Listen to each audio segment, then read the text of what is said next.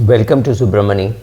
I was talking to a bunch of MFDs or financial advisors, and I thought I could summarize what I was speaking to them in a video so that more people could watch it.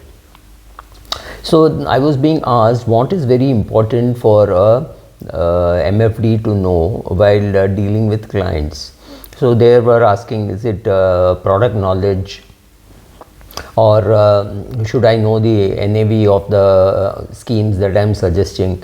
And I said, I don't think the best of MFDs or even our RIAs would have any clue about what is the NAV on a day-to-day basis. In fact, there would be people who do not know it by a mile.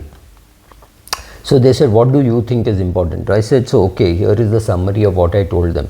First of all, I said, you should have empathy. You should understand what the client is saying. You have to listen. I'll come to the active listening.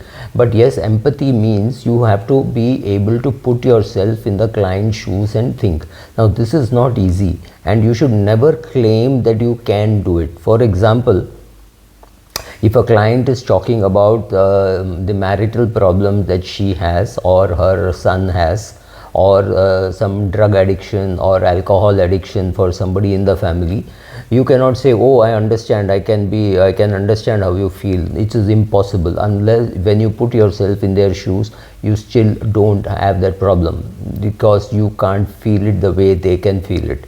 So if they are very agitated, the best thing to suggest is for them to see a psychiatrist, and I do that very often. This is nothing to do with me being a finance professional, but I realize I have a very simple question to ask. If you know somebody had a heart attack, you don't say, oh, come here, I will give you a kiss and a hug and you will be all right. We don't do that, right?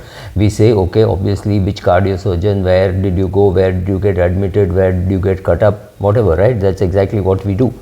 Now, a problem with a person has with some drug addiction in the family, or husband or spouse or children or something, you have to understand that people need psychiatric help. So no point in saying, oh, just do this, do that, and it will all be fine. I don't know why your husband is treating you like this. You have no clue what is happening in their lives. Don't get into it. Empathy means thinking about how they must be feeling, and sometimes, and in many times, it is necessary to tell them, especially if they're far away, that they should seek professional help. Don't offer professional help. That is not. As part of your empathy, yes, there will be some people who have financial insecurity. Then you can explain, look at the amount of money that you have, this is enough for you. That is your area, right? But don't get into other areas, because it's very difficult for people to for you to yourself understand what it is, right? You might yourself need a psychiatric help. Nothing wrong in seeking help if something goes wrong in your brain. So if you're thinking very negative, if you're hurting yourself, and if the client is hurting herself, be very careful. Don't give solutions. Say, seek solution from a person who understands. You don't understand, right? So that is very important. Second, say, change the language which you use about the clients. When MFDs meet, they say, oh, my client doesn't understand. You change the language. First of all, when you say, instead of saying my client doesn't understand, say, I am not able to convince the client, because just after you went and pitched and asked for a 5,000 rupee SIP, bank walks in and takes a 3 lakh rupee SIP. I have seen this happen. Right? So here is a person who is an MFD or RIA or whatever, goes and pitches and talks and says you must do 5,000, which means something has gone wrong. You have not been able to communicate well. So don't say client doesn't understand. Start saying I am unable to make myself clear, right? So if I go into a lecture and teach, and in the end if I ask, have I made myself clear, that sounds very different from have you understood everything, but it is exactly the same thing. But when I say have I made myself clear, I am taking the blame. So they are happy to say, no, you did not make yourself clear.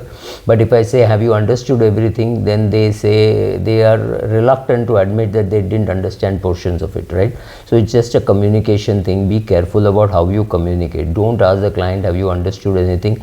Ask the client, do you have any more questions? Do you think your spouse should ask any more questions? questions. Do you have anybody else whom I should address? Is this your decision final? Will you ask somebody else? Should I speak to that person, right? You need to know all that before a sale can be closed, before he says yes to a 5,000 rupee SIP or a 5 lakh rupee SIP. To me, it doesn't matter. But if you have to follow some of these processes, otherwise you will find it difficult. Next, you have to consider the client's perception of risk. Your perception of risk may be very different from client's perception of risk.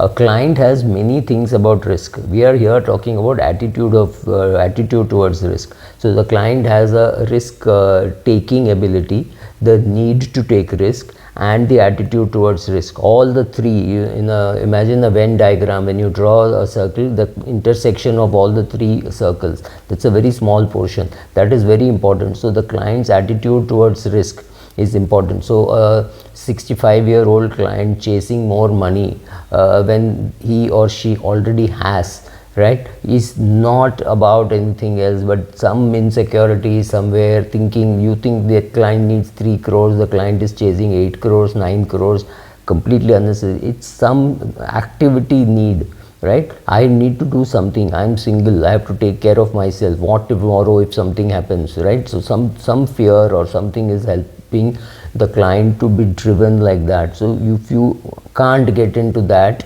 area of attitude towards risk, the need to take risk, etc., need to be active, all this sums up as to how a client will invest. One 60-year-old client may say, I've got a flat and I want to sell it off because it's a headache giving it on rent and electric is collecting the rent and all that. I don't want to do it. And that could be another 65-year-old who says, oh, I need to now, I have a plot of land, I'm going to construct, I'm going to build 4 houses, I don't need them, I will give it on rent and things like that. Both people don't need the money, right? So each person's attitude towards risk is very different. One person wants to take the risk, one person does not want to take the risk, right? So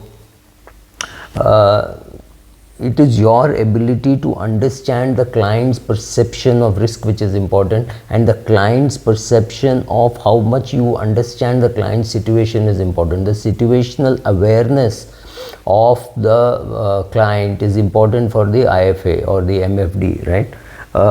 Which all comes actually from active listening. You have to be active in your listening, and you have to be very, very patient. Now this, I've seen this mistake happen when a person was pitching for a policy that the client said, I want to make my sister the nominee. It was a big policy, and this guy blurted out, why are you helping your sister? Is she handicapped or something? And which was the deal still happened, which I was very surprised. But this is such a stupid question to ask. Why he wants to make his sister the nominee is none of your business. What can happen is somebody with a 5 crore, 10 crore kind of if a person with 5-10 crore kind of a net worth can take one small 20 lakh policy with his driver as a nominee, he can take a 50 lakh policy with his sister as a nominee. Anything is possible. So don't be in a hurry to jump. Do active listening. There is no need to answer. If a client wants to make his sister his nominee, it should not be a problem for you. You are here to close the insurance sale or the mutual fund sale. So see what he is saying, listen to it carefully. You don't have to be in a jumping mode to give the answer, right? You don't have to do that. I keep saying this old joke of saying, what is assume? Assume makes an ass out of you and me, right? So stick to that. Don't assume. If a client says make X the nominee, Y the nominee, that's all fine. If a client says make my daughter the nominee because my son is in US and he's not going to come back, that's also fine. Any of these things, don't be in a hurry to judge and say it is right or wrong. It is the client's money, it is the client's insurance policy, and it is the client who has to decide. By now you should have developed enough instinct about the client's body behavior. Is the client accepting all that you're saying, or is the client rejecting all that you're saying? Be careful, right? Now, after doing all this, start asking open-ended questions to build up the need for why he is taking the product, what he is doing, etc.